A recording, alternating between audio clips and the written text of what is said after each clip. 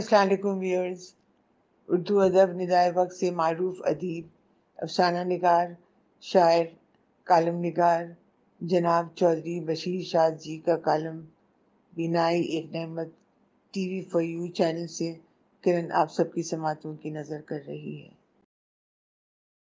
گردوں کو دیکھتے ہوئے بادلوں کی حرکات و سکنات سے اسے لگ رہا تھا کہ مختلف انواع کی اشکال یکجا ہو کر ایک ہی نام کے ہجے آسمان سے منور کیے زمین پہ بسنے والوں کو روشناس کرا رہے ہیں کہ وہ کون ہے جس کی حقیقت مقدم ہے، جو قوی و قادر ہے، مسبب الاسباب ہے، رازق ہے، مالک کل ہے، واحد ہے، مصور دو جہاں ہے، رحم کرنے والا ہے، ہر جگہ موجود ہے، اس کی اجازت کے بنا پتہ تک نہیں ہلتا۔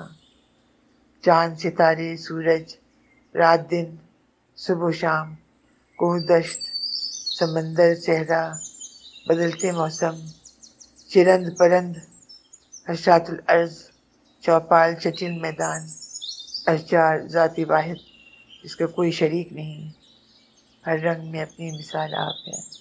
توبہ قبول کرنے والا، نوری، ناری اور خاکی سب اس کی تخلیق، جنت و دوزخ کی شناخت کروانے والا، فرشتوں سے انسانی وجود کو منوا کر اشرف المخلوقات کا رتبہ ادا کرنے والا، انسان کو ناطق کے زمرے میں لانے والا، ہر ذی روح میں زندگی کی رعنائیاں اجاگر کرنے والا، خطا کاروں کو معاف کر دینے والا، اتنے بڑے نظام کو چلانے والا، نہ کبھی سوتا ہے اور نہ ہی اسے کبھی اونگ آتی ہے، بڑی مستعدی سے ہر کسی کے فعل و عمل کو دیکھتے ہوئے ڈھیل دیتا تو جاتا ہے، لیکن فرعون کی لاش کو تا قیامت دنیا کے ظالموں کے لیے عبرت کا مقام بھی بنا دیتا ہے، جس کا نمودج ہر آنے والی نسل اپنی آنکھوں سے دیکھ پائے گی۔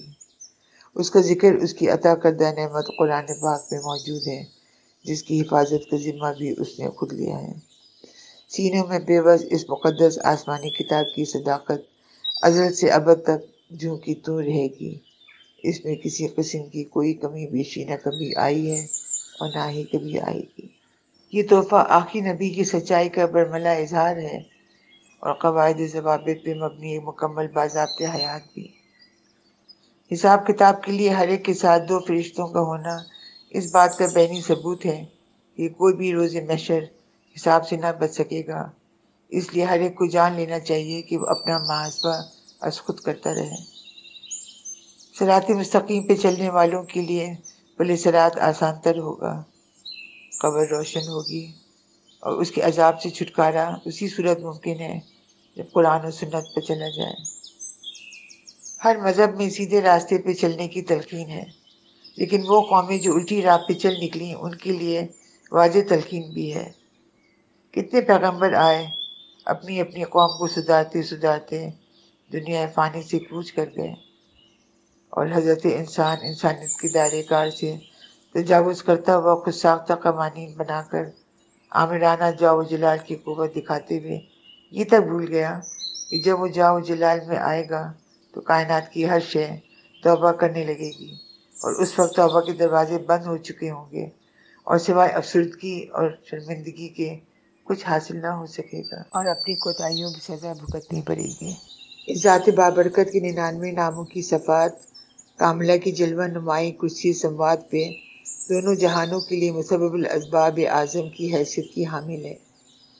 حاکم و حکیم، جبار و غفار، خالق مصور جہاں، قادر، اول و آخر، القدوس العلیم، محی الحیات و قابض معید زندگی، کارساز احسن کبیر علی العلیم، سمیع و بصیر، عادل برحق معتبر، قادر ظاہر و باطن، مالک مقیم، عفو و رفو و ہادی، نافذ صبور، وہاب صمد مقتدر، غنی الکریم، متکبر قہار و فاتح، باخبر الکبیر، ذوالجلال والمحاسب، روز جزائے فہیم، وارث نور و ہادی، رازق ثواب و بر، جان مرتبہ۔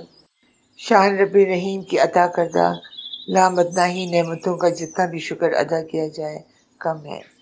ان نعمتوں کو دیکھنے کی صلاحیت انسانی بصارت کی مرہون منت ہے، جس سے قادر مطلق کی تخلیق کا واضح پتہ چلتا ہے۔ آنکھوں کی بینائی ایک بہت بڑی نعمت ہے جس سے ہر شے کی پہچان ہوتی ہے۔ بینائی کے ذریعے قدرت کے نظارے سامنے آتے ہیں اور انسان ان سب کو دیکھ کر سبحان اللہ گنا کہے تو قادر مطلق کی مصوری کے لازوال فنون کی بیخ کنی کا مرتکب ہوتے ہوئے راہ راست سے کنارہ کشی میں اپنی فطرت سمو کر اپنے اعمال میں منفی اثرات کی آبیاری کرتا ہے جو کہ اس کے لیے مہلک ثابت ہوتی ہے۔ بینائی اس لیے دی گئی ہے کہ ہر چیز کا جائزہ لیا جائے، اس لیے نہیں کہ اس نعمت کا ناجائز استعمال کیا جائے۔ بینائی کے دیکھنے کی قدرتی صلاحیت سے حلال و حرام کی بہتر پہچان ہو سکتی ہے اور دیکھتے ہوئے جان بوجھ کر اپنی خود ساختہ نمود و نمائش کی برتری گناہ ہے۔ اے حضرت انسان، تو پانی کا بلبلا ہے، اتنی عقل کیوں؟ خود پہ اترانا اور جس نے پیدا کیا ہے اس کے گیت نہ گانا تمہاری خود غرضی ہے۔ اس کا تدارک کر لے اور جا پوچھ ان سے جو بینائی سے محروم گھپ اندھیروں میں اپنی زندگی بسر کرتے ہوئے اپنی اندرونی روشنی کو کیسے استعمال کرتے ہیں۔ ان کی مونس ہجرا سفید چھڑی زمین سے ٹکراتی ایک صوت برپا کرتی ہے، اس کے پردہ سماعت تک رسائی حاصل کر کے اپنا راستہ متعین کرتی ہے۔ بینائی سے محروم کو کبھی کمتر نہ سمجھا جائے، بلکہ اسے برابری کا درجہ دینے کا حکم ہے کہ مستورات نابینا سے بھی پردہ کریں تاکہ احساس کمتری نہ ہونے پائے۔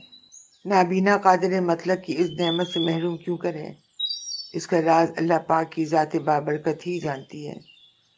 اس نعمت کی کمی پہ کبھی بھول کر بھی کسی نابینا کو نابینا مت کہنا، کیا خبر تا زندگی اس کا کفارہ نہ کر سکو۔ ایسی صورت میں خود کو ڈھال کر ذرا سوچو تو سب کچھ عیاں ہو جائے گا۔